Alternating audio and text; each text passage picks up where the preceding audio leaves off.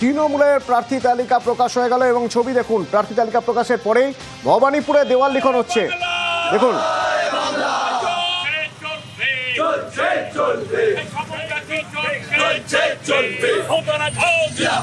ভবানীপুরে তৃণমূল প্রার্থী মমতা বন্দ্যোপাধ্যায়, তার নামে দেওয়াল লিখন।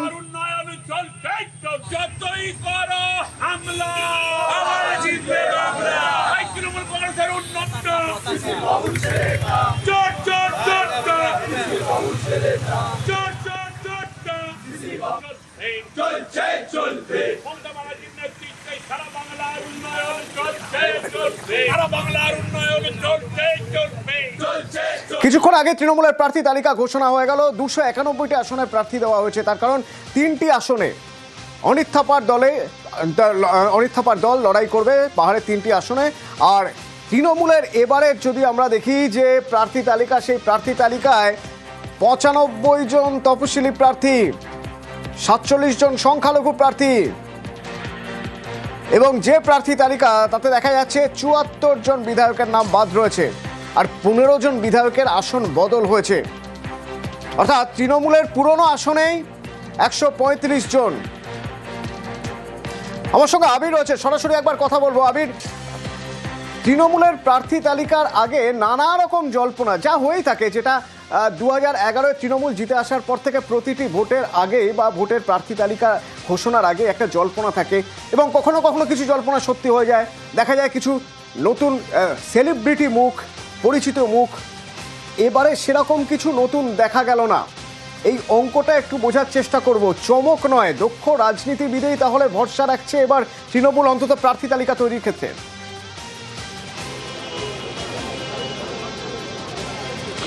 প্রথমত যাদেরকে বলা হয় যে সংস্কৃতি জগতের যারা ব্যক্তি, যাদেরকে সেলিব্রিটি বলে অভিহিত করা হয়, সেই ধরনের মুখের সংখ্যা এবারে নেই বললেই চলে।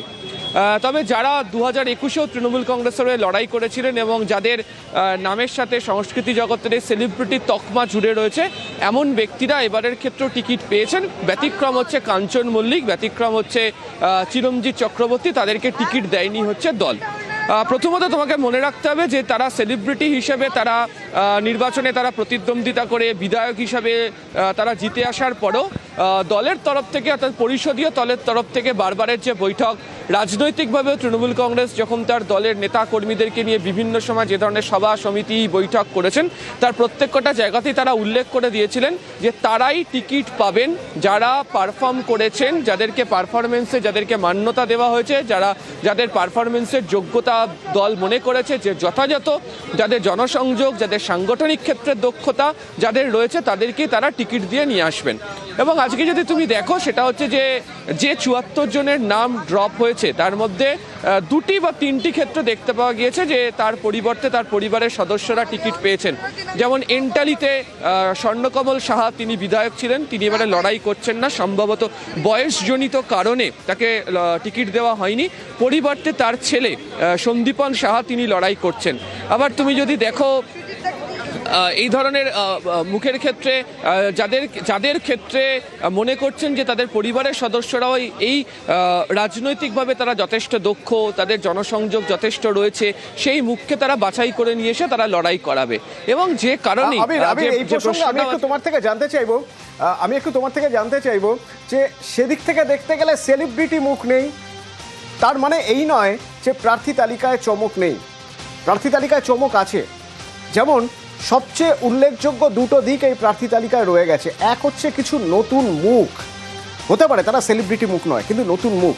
2 নম্বর হলো যে জিতে আসা বিধায়কদেরও জায়গা বদল, আসন বদল, যেটা অত্যন্ত গুরুত্বপূর্ণ, মানে খুব স্ট্র্যাটেজিক্যালি অঙ্ক কষে করা হয়েছে। এই ব্যাখ্যাটা একটু তোমার থেকে নিতে চাইবো।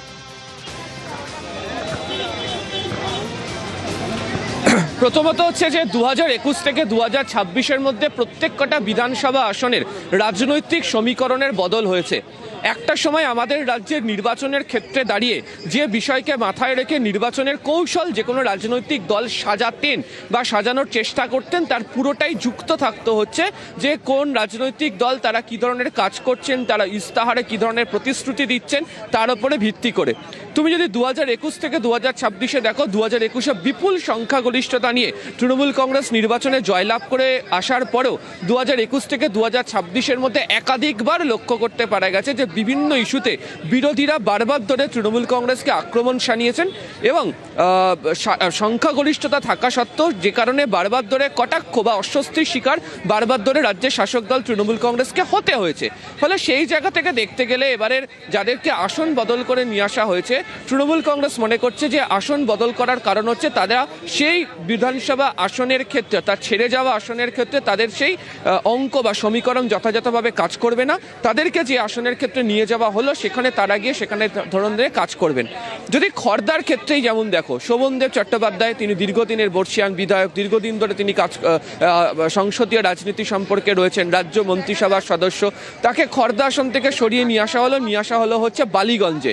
বালিগঞ্জ থেকে আমরা দেখেছিলাম যে সুব্রত মুখোপাধ্যায় 2021 প্রতিদ্বন্দ্বিতা করে জয়লাভ করেছিলেন। তার মৃত্যুর পর উপনির্বাচনে বাবুল সুপ্রিয়কে সেখানে নিয়ে আসা হয়। বাবুল সুপ্রিয় সেখান থেকে প্রতিদ্বন্দ্বিতা করেন।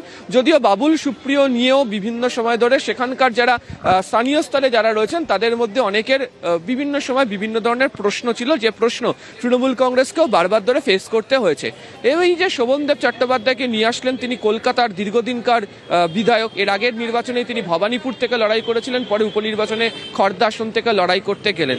ফলে তারা মনে করছেন যে সেই জায়গাতে এই ব্যক্তি যোগ্য, সেই কারণে তাকে নিয়ে আসা হয়েছে। আবার যে বীরবাহ হাসদার ক্ষেত্রে তুমি যদি দেখো, তাকে তার ঝাড়গ্রামের আসন, তিনি রাজ্য মন্ত্রিসভার সদস্য, তাকে নিয়ে চলে যাওয়া হলো হচ্ছে বিনপুর, ঝাড়গ্রাম জেলার মধ্যে তাকে নিয়ে যাওয়া হলো। কিন্তু আসন বদলের ক্ষেত্রে কি অঙ্ক কাজ করলো? তার কারণ তৃণমূল কংগ্রেসের অন্দরে কান পাতলে শোনা যাচ্ছিল যে ঝাড়গ্রাম শহর বা ওই অংশের কিছু ভোটের ক্ষেত্রে বেশ কয়েকজন বীরবাহ হাসদার সঙ্গে তাদের যে রাজনৈতিক যে সমীকরণের অংশ সেটা কিছুটা হলেও মিলছে না। সেই রাজনৈতিক সমীকরণ না মেলার আমি একটু থামাতে চাইবো, তোমাকে একটু থামাতে চাইবো, কারণ আরো বেশ কিছু প্রশ্ন রয়ে যাচ্ছে, বেশ কিছু ব্যাখ্যা তোমার থেকে নেব। তবে তার আগে এই যে 2026 ভোটে 226টি আসন জিতবে বলে দাবি করছেন মমতা বন্দ্যোপাধ্যায়, সেই বক্তব্য একবার শুনবো। আমরা 2026-এ 226-এর বেশি সিট পেয়ে জিতবো, এটা আমাদের বদ্ধমূল ধারণা। Boycott for BJP, no vote for BJP. অন্যান্য রাজনৈতিক দলও যারা আছেন তাদের কাছে আমার আবেদন থাকবে, vote for Bangla, vote for মামাটি মানুষ, vote for Trinamool Congress, vote for জোড়া ফুল। আর বিজেপি দেখবে চোখে সর্ষের ফুল। বিজেপি ইলেকশনের পরে পিঠে পোস্টার লাগিয়ে ঘুরবে, আমি বিজেপি করি না, আমি বিজেপি করি না, আমি বিজেপি করি না। আর এখানকার ইলেকশন হলে সারা ভারতবর্ষ বিজেপির বিরুদ্ধে কি করতে হয় সেটা আমি আমার সাধ্য মতো করব, সব রাজ্যে রাজ্যে যাব। প্রার্থী তালিকা ঘোষণার পর এক এক করে যারা প্রার্থী এবারের ভোটে তাদের রিয়াকশন আমাদের কাছে আসছে, যেমন সুজিত বসুর বক্তব্য শুনবো একবার। অনেক বছর ধরে এখানে প্রার্থী হচ্ছি আমি, মানুষের আশীর্বাদে জিতছি আমি। আবার কাজের সুযোগ দিয়েছে, কাজ করব, যতদিন শরীরে শক্তি থাকবে মানুষের জন্য কাজ করব। বাংলায় মানুষ মমতা ব্যানার্জিকে আবার দেখতে চায়, আর তার নেতৃত্বে আবার সরকার হবে। আর যদি মানুষের আশীর্বাদ সুজিত বসুর উপর থাকে, সুজিত বসু আবার জিতবে। আমি এই যেমন সুজিত বসু, ঠিক সুজিত বসুর মতো বেশ কিছু জায়গায় দেখা গেছে যে যারা এতদিন ধরে থেকে এসেছেন, কেউ কেউ তাদের মধ্যে মন্ত্রী হিসেবে থেকে এসেছেন এবং যে আসন থেকে এসেছেন ঠিক তাদের উপরেই ভরসা করা হয়েছে। এখানে দলের কি ব্যাখ্যা?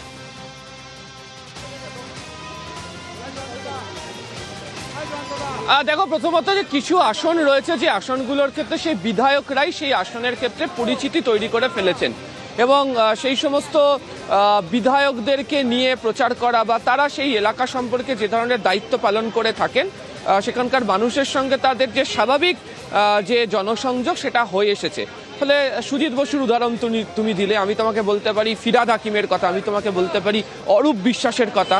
ঠিক একই কারণে অনেকটা হলেও কিন্তু মিলে যায় হচ্ছে গৌতম দেবের কথাতেও, তার কারণ তিনি শিলিগুড়ির মেয়র, শিলিগুড়িরই বাসিন্দা, একেবারে খোদ শিলিগুড়ি। ফলে এই ধরনের গৌতম দেব যখন বললেন এই প্রসঙ্গে গৌতম দেবের বক্তব্য একটু শুনিয়ে রাখতে চাই আবির, প্লিজ প্লিজ সঙ্গে থাকো।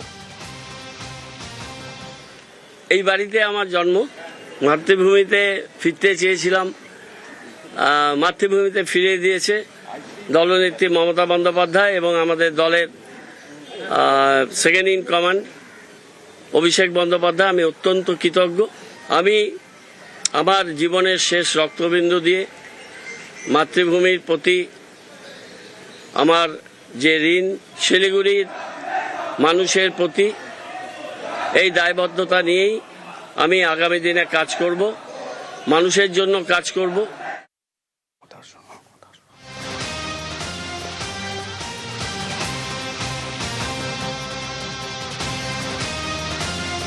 এবং আজ যখন প্রার্থী তালিকা ঘোষণা করছেন মমতা বন্দ্যোপাধ্যায়, তার ঠিক আগে, প্রার্থী তালিকা ঘোষণার আগে তিনি বেশ কিছু গুরুত্বপূর্ণ বক্তব্য, তার যে বক্তব্যে তিনি বিঁধলেন নির্বাচন কমিশনকে, যে বক্তব্যে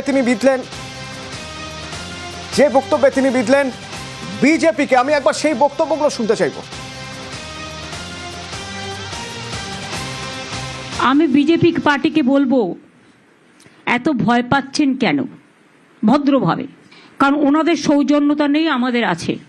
বলবো আপনাদের শুভবুদ্ধির উদয় হোক এবং আপনারা এজেন্সিদের দিয়ে কলকাঠি না নাড়িয়ে, লক্ষ লক্ষ বাইরের লোক না নিয়ে এসে, এখানে গ্যাসের সংকট না করে, পেট্রোলের সংকট না করে, স্কুলগুলোর সংকট না করে লড়াইটা আসুন না, শান্তিপূর্ণভাবে, সৌজন্যমূলকভাবে, রাজনৈতিকভাবে লড়াইটা হোক, গণতন্ত্রের ভিত্তি মজবুত করবার জন্য।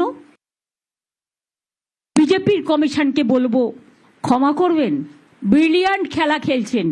নোটিফিকেশন হলো না এখনো ইলেকশনের, তার মধ্যে চিফ সেক্রেটারি থেকে শুরু করে, হোম সেক্রেটারি থেকে শুরু করে, ডিজি থেকে শুরু করে, এডিজি ল অ্যান্ড অর্ডার থেকে শুরু করে, সিপি থেকে শুরু করে, সমস্ত কমিশনার থেকে শুরু করে, এসপি থেকে শুরু করে সব চেঞ্জ করে দিলেন। তা খেলাটা বিজেপির কথায় মেঘের আড়াল থেকে কেন খেলছেন? সরাসরি খেলুন, দরকার হলে প্রচারে নামুন। সব আইনি যখন ভঙ্গ করেছেন, সব বিধি যখন ভঙ্গ করছেন, তখন সরাসরি প্রচারে নেমে মঞ্চ করে মিটিংটাও করুন। এবং আমি হাসি মুখে বলতে চাই, যা ইচ্ছে করতে পারেন, আপনাদের অনেক পরিকল্পনা, অনেক চক্রান্ত আছেন, কিন্তু তাও মনে রাখবেন সব অফিসারই আমাদের অফিসার, যারা বাংলায় কাজ করে। ইলেকশন ডিক্লেয়ার হলেও ইলেকটেড গভর্নমেন্ট কিন্তু থাকে এবং আগামী দিনেও বিজেপির কোনো সম্ভাবনাই নেই আগে যা সিট পেয়েছিল তার থেকে তলানিতে নামবে। এবং শুধু তাই নয়, এর পাশাপাশি তিনি বলছেন সুপার ইমার্জেন্সি চলছে। প্রার্থী তালিকা ঘোষণার আগে তিনি বলছেন যে সুপার ইমার্জেন্সি চলছে, নির্বাচন কমিশনকে বিধে এবং কেন্দ্রের বিজেপি সরকারকে বিধে। তিনি বলছেন যে রাজনীতির জায়গায় রাজনীতি থাকুক, কিন্তু এভাবে সুপার ইমার্জেন্সি কেন? শুনুন। আপনারা সুপার পাওয়ার, সুপার ইমার্জেন্সি চালু করে গত 4 মাস ধরে গভর্নমেন্টটাকে দখল করে রেখেছেন। তা সত্ত্বেও সৌজন্যতার খাতিরে কিছু বলিনি। সুপ্রিম কোর্টের নির্দেশ থাকা সত্ত্বেও এখনো সাপ্লিমেন্টারি লিস্ট বের করেননি। ট্রিব্যুনাল কবে গঠন হবে? আমরা আশা রাখি বিচার ব্যবস্থা যেটা বলেছেন সেটা অক্ষুণ্ণ থাকবে এবং মানুষের ভোটাধিকার থাকবে। কেসটা কিন্তু এখনো পেন্ডিং আছে, মাথায় রাখবেন। এবং মানুষের জন্য কেসটা আমি করেছিলাম। কোথাও একটা পুলিশ প্রশাসনের ধাঁচাটাই বদলে দেওয়া হলো। নির্বাচন কমিশনের আদর্শ নির্বাচন বিধি লাগু হয়ে যাওয়ার পর পুলিশ প্রশাসনের ধাঁচাটাই বদলে দেওয়া হলো। তা নিয়েও বিধলেন মমতা বন্দ্যোপাধ্যায়। বলছেন এখন যদি কোনো একটা ডিজাস্টার হয়ে যায় তাহলে তার দায় কে নেবে? সব অফিসারদের চেঞ্জ করে দিচ্ছেন। আমি চ্যালেঞ্জ করে বলছি, অন্য রাজ্যে কি করেছেন? এখনো তো নোটিফিকেশন হয়নি। তো এবার যদি ডিজাস্টার হয় কে দেখবে বলুন? যে চিফ সেক্রেটারি জানতো পরিস্থিতিটা, কোন রাজ্যে কোন জেলায় কি হলে কি হতে পারে, জলের সংকট হলে কে দেখবে? সব দায়িত্ব নির্বাচন কমিশন আর বিজেপিকে নিতে হবে। ল অ্যান্ড অর্ডার প্রবলেম হলেও আপনাদের দায়িত্ব নিতে হবে। কয়েক লাখ যে সেন্ট্রাল ফোর্স নিয়ে আসবেন তাদের খাওয়াবে কে? স্কুলগুলোয় পড়াশোনা তো বন্ধ হয়ে যাবে। তাদের যদি সব গ্যাস চলে যায় গ্যাস দিতে, আমি তাদের ডিসরেসপেক্ট করি না, তাহলে আমাদের লোকেরা গ্যাস পাবে কোথায়? লক্ষ লক্ষ বাইরের লোককে নিয়ে এসে কেন এদের চেঞ্জ করলেন? তার কারণ টাকা সাপ্লাই করবেন, এরা আপনাদের মদত দেবে। কেউ কেউ আর্ম সাপ্লাই করবেন, তাই কারা আপনাকে মদত দেবে? তাই চুনচুনকে লিয়া।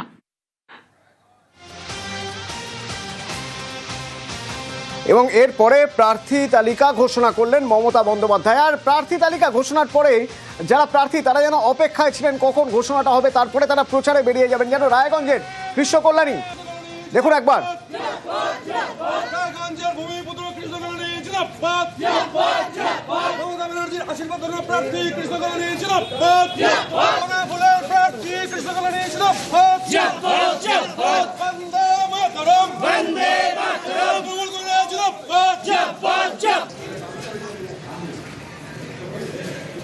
এবার মন্দিরে পুজো দিলেন।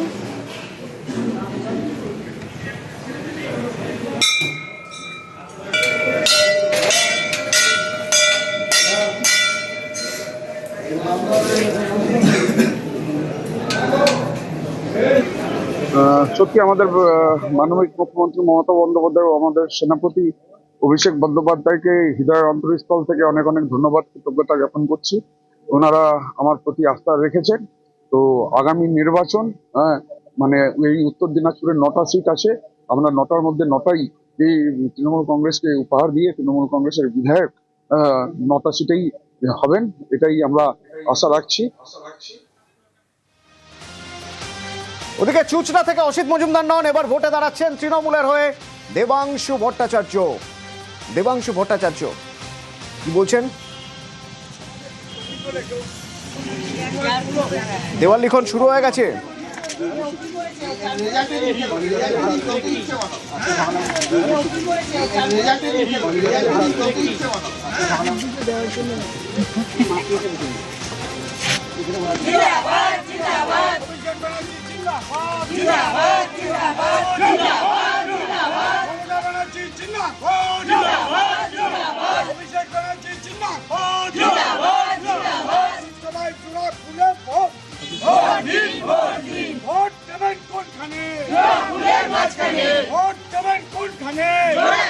এবার খড়গপুর সদর দেখা যাক। প্রদীপ সরকার প্রার্থী তালিকা প্রকাশের পর দেওয়াল লিখন। তৃণমূল কংগ্রেসের প্রার্থী লড়াই দিলীপ ঘোষের সঙ্গে, বিজেপির দিলীপ ঘোষের সঙ্গে লড়াইয়ে তৃণমূলের প্রার্থী প্রদীপ সরকার। মানুষের নেত্রী মমতা বন্দ্যোপাধ্যায় তৃণমূল কংগ্রেসের প্রার্থী প্রদীপ সরকার ঘাসের উপর বলছেন ভোট দিন। খড়গপুর সদর বিধানসভা কেন্দ্রের তৃণমূল কংগ্রেস প্রার্থী প্রদীপ সরকারকে ঘাসের উপর বলছেন ভোট দিন। এবার বারাসাতের ছবি।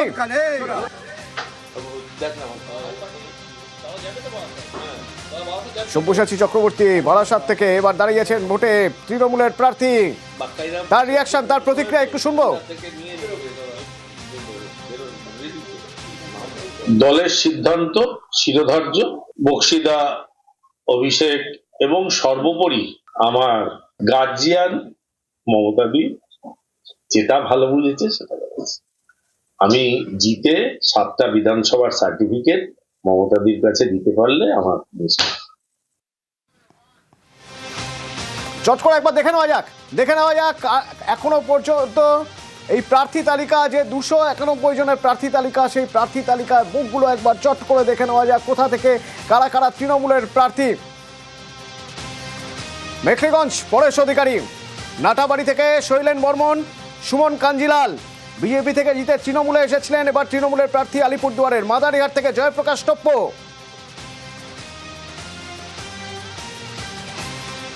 ওদিকে তুফানগঞ্জ থেকে শিবশঙ্কর পাল, মিনাজুল আজাদ চাকুলিয়া থেকে, কালিয়াগঞ্জ থেকে নিতাই বৈশ্য এবং রায়গঞ্জ থেকে কৃষ্ণ কল্যাণী। একটু আগেই দেখলেন কৃষ্ণ কল্যাণী, তিনি বেরিয়ে পড়েছেন প্রচারে, পুজো দিচ্ছেন মন্দিরে গিয়ে।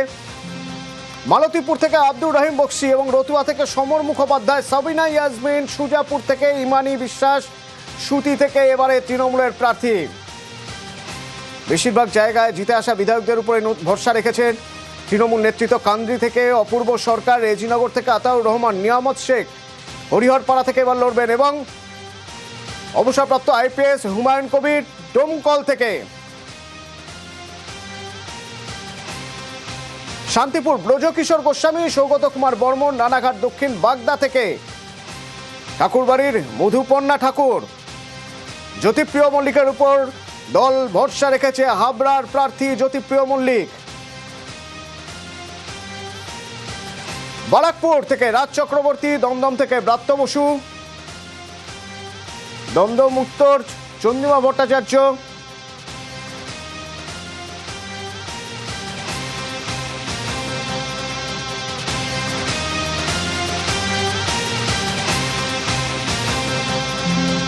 দেবাংশু ভট্টাচার্য, কিছুক্ষণ আগে আপনাদের বলছিলাম দেওয়াল লিখন শুরু হয়ে গেছে। প্রার্থী দেবাংশু ভট্টাচার্য আমাদের সঙ্গে ফোনে এই মুহূর্তে রয়েছেন। দেবাংশু, কেমন লাগছে আপনার আপনার প্রতিক্রিয়া জানতে চাইবো, প্রাথমিক প্রতিক্রিয়া। লড়াই কঠিন, সেই লড়াইয়ে আপনি নেমে পড়েছেন। না দেখুন, প্রথম কথা আমি প্রত্যেককে নিউজ 18 বাংলার সকল দর্শককে, বাংলার সকল মানুষকে আমি আমার প্রণাম জানাই।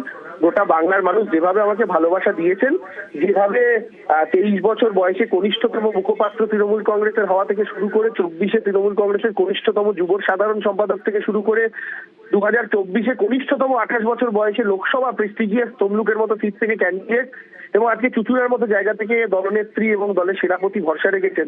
আমি কৃতজ্ঞ প্রত্যেকের উপর এবং এই গোটা জার্নিটা সম্ভব হয়েছে বাংলার মানুষের ভালোবাসার জন্য। তারা যেভাবে একটা সাধারণ ছেলেকে ছোট থেকে এতটা বড় করেছেন তাদের ভালোবাসা দিয়ে, কোনো পলিটিক্যাল ব্যাকগ্রাউন্ড ছাড়া, কোনো বাবা কাকা ছাড়া, শুধু তারাই আমাকে কোলে পিঠে করে মানুষ করেছেন। আমি বলবো এইটুকু এতটা জায়গায় নিয়েছেন। আমি সত্যি আজকে আমার চোখের কোনায় জল। আমি কৃতজ্ঞ প্রত্যেকের কাছে, আমার দল, আমার সহকর্মী, আমার সোশ্যাল মিডিয়ার কর্মীরা, বাংলার মানুষ এবং চুচুড়ার মানুষকে আমি আপনাদের থ্রুতে শুধু এইটুকুই একটাই বার্তা দিতে চাই যে নতুন চুচুড়া গড়া আমার লক্ষ্য। আমি ফেসবুকে যে আমার গ্রাফিক পোস্ট করেছি তাতে লিখেওছি যে টার্গেট #নিউ চুচুড়া, অর্থাৎ নতুন চুচুড়া গড়া লক্ষ্য। চুচুড়ার যুব প্রজন্ম, চুচুড়ার নতুন ছেলেমেয়েরা, ইয়ং জেনারেশন, চুচুড়ার মা কাকিমারা যেভাবে চুচুড়াকে দেখতে চায় সেভাবেই মমতা বন্দ্যোপাধ্যায়ের নির্দেশে, অভিষেক বন্দ্যোপাধ্যায়ের নির্দেশে চুচুড়াকে গড়ে তুলব। ধন্যবাদ দেবাংশু। দেবাংশু ভট্টাচার্য আমাদের সঙ্গে ছিলেন এবং দেবাংশু ভট্টাচার্য খুব কম সময় তার হাতে নতুন চুচুড়া গড়ার ডাক দিচ্ছেন।